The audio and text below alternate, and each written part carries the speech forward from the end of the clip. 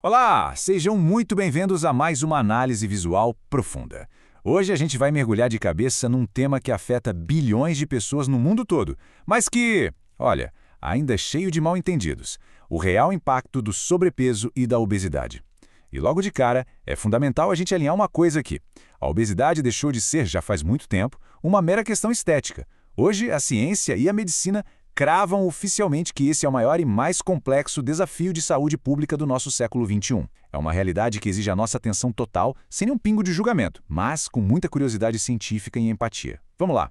Bom, sabendo disso, logo vem aquela pergunta clássica na cabeça. O ganho de peso é, no fim das contas, só o resultado daquela velha matemática de comer demais e se movimentar pouco?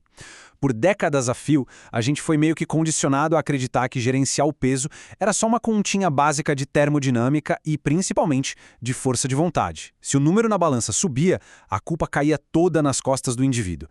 E isso, claro, gera um ciclo terrível, super pesado de estigma e frustração. Mas será que a nossa biologia humana é realmente tão simples e exata assim? A resposta curta e grossa, um gigantesco não. Chegou a hora da gente decretar o fim do grande mito. Precisamos desconstruir de vez essa ideia ultrapassada de que a dificuldade com o peso é uma falha de caráter ou falta de disciplina. As pesquisas mais recentes, juntando aí dados de genética, mapeamentos cerebrais e estudos globais, mostram uma coisa fascinante. A gente está lidando com um sistema absurdamente complexo e intrincado.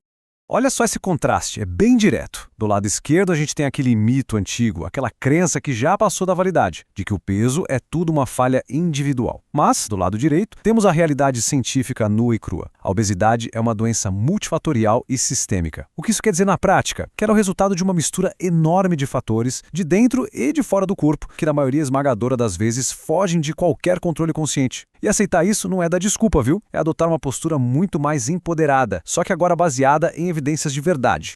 E para entender de verdade essa tal complexidade, a gente precisa olhar para dentro do corpo. Literalmente.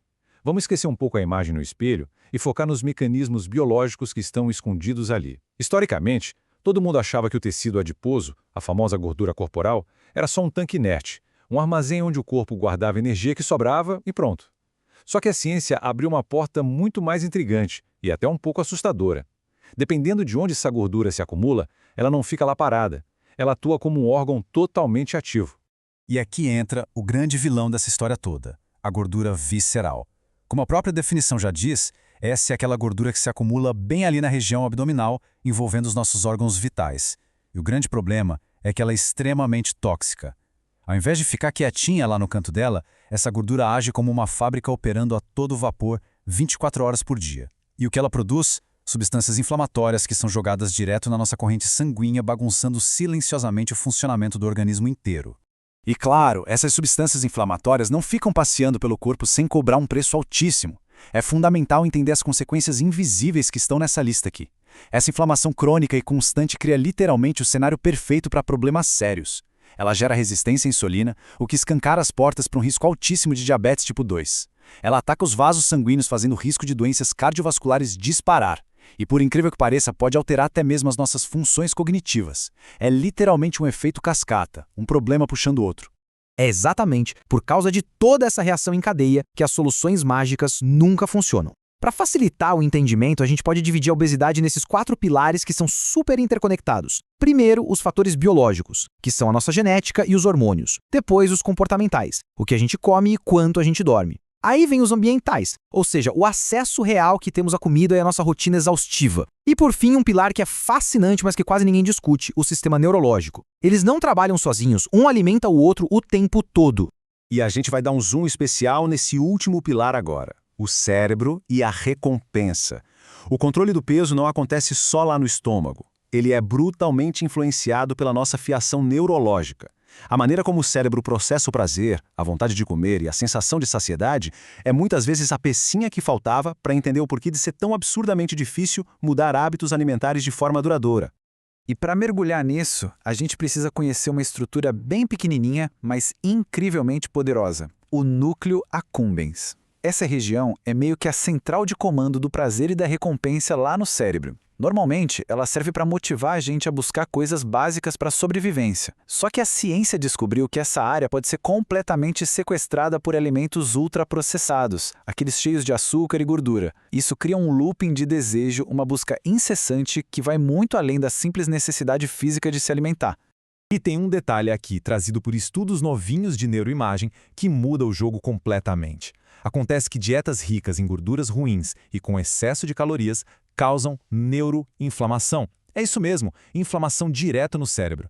Esse processo físico destrói o equilíbrio natural dos nossos circuitos de recompensa. O cérebro inflamado começa a pedir estímulos cada vez mais fortes, sabores cada vez mais intensos, só para se sentir normal de novo. É um ciclo vicioso e cruel que sabota qualquer força de vontade. Com o cérebro operando nessa marcha alterada, faz todo o sentido do mundo a comida virar uma ferramenta rápida para regular emoções. E aí entram os famosos gatilhos emocionais. Quando o sistema entra em parafuso, a comida é o alívio mais barato e fácil de encontrar. O estresse constante do trabalho, a ansiedade com os problemas diários ou até um final de semana de puro tédio, tudo isso dispara um alarme interno. É o cérebro implorando por um conforto que, ironicamente, ele vai buscar nos alimentos mais pesados. Só que, claro, essa batalha toda não acontece num vácuo. A gente precisa dar um passo para trás e olhar o cenário completo fora da nossa cabeça. E isso nos leva ao peso colossal do nosso ambiente. A grande tragédia da nossa modernidade é que a nossa biologia antiga, que passou milênios aprendendo a estocar energia para épocas de fome, agora colidiu de frente com uma sociedade desenhada cirurgicamente para o excesso absoluto. E é exatamente isso que os especialistas chamam de ambiente obesogênico. É só dar uma olhada ao redor. O que existe? Uma oferta infinita e onipresente de comida supercalórica. A gente vive em cidades e usa tecnologias que praticamente erradicaram o movimento humano, nos empurrando para um sedentarismo extremo. Sem falar nas rotinas de trabalho tão pesadas que engolem o tempo que a gente teria para dormir bem ou cozinhar. O ambiente inteiro joga contra. Ganhar peso nesse cenário é apenas a resposta mais lógica e provável do organismo. Parece um cenário meio assustador e esmagador, não é? A biologia, a neurologia e o ambiente parecem conspirar contra a gente. Mas é exatamente aqui que chegamos ao ponto de virada dessa nossa explicação. Entender toda essa complexidade, esse peso sistêmico, não é para gerar conformismo. De jeito nenhum. Serve para arrancar, de uma vez por todas, o fardo da culpa individual das costas. E quando a culpa vai embora, a gente abre espaço para uma ação estratégica, otimista e baseada em fatos. E olha que dado poderoso para ilustrar isso, 50%. Pesquisas clínicas gigantescas provaram que, mesmo com a nossa biologia e o ambiente jogando duro no time adversário, mudanças consistentes nos hábitos diários têm um poder absurdo. Elas conseguem cortar pela metade o risco de desenvolver diabetes tipo 2. Sim, a obesidade é uma teia complexa, mas ela é provadamente e altamente modificável. A gente pode assumir o controle. Então, como é que a gente sai da teoria e vai para a prática? A resposta passa longe daquelas dietas restritivas ou promessas falsas de transformação relâmpago. A saída é abandonar o improviso e adotar estratégias inteligentes para a saúde. É literalmente usar todo esse conhecimento sobre o sistema do corpo que a gente acabou de explorar para montar defesas reais e sustentáveis no nosso dia a dia.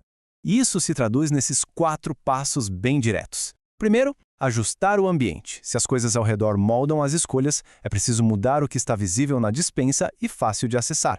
Segundo, mapear os gatilhos emocionais. É sacar aquele momento exato em que a vontade de comer é, na verdade, só uma vontade desesperada de aliviar o estresse. Terceiro, focar na melhoria gradual. Pequenos ajustes constantes se acumulam e viram vitórias enormes ao longo dos anos. E quarto, buscar suporte profissional. Tratar uma doença multifatorial exige quase sempre uma boa equipe do seu lado. A obesidade é, no fim das contas, o resultado de uma dança complexa e contínua entre o corpo, a mente e o mundo lá fora. E para fechar nossa análise de hoje, a intenção é que essa informação vire ferramenta. Então, deixo no ar essa provocação. Olhando para as rotinas diárias, como é que a gente pode começar a moldar o nosso ambiente de forma ativa, antes que ele acabe moldando silenciosamente a saúde? Fica aí o convite para retomarmos as rédeas desse espaço. Um grande abraço e até a próxima explicação profunda.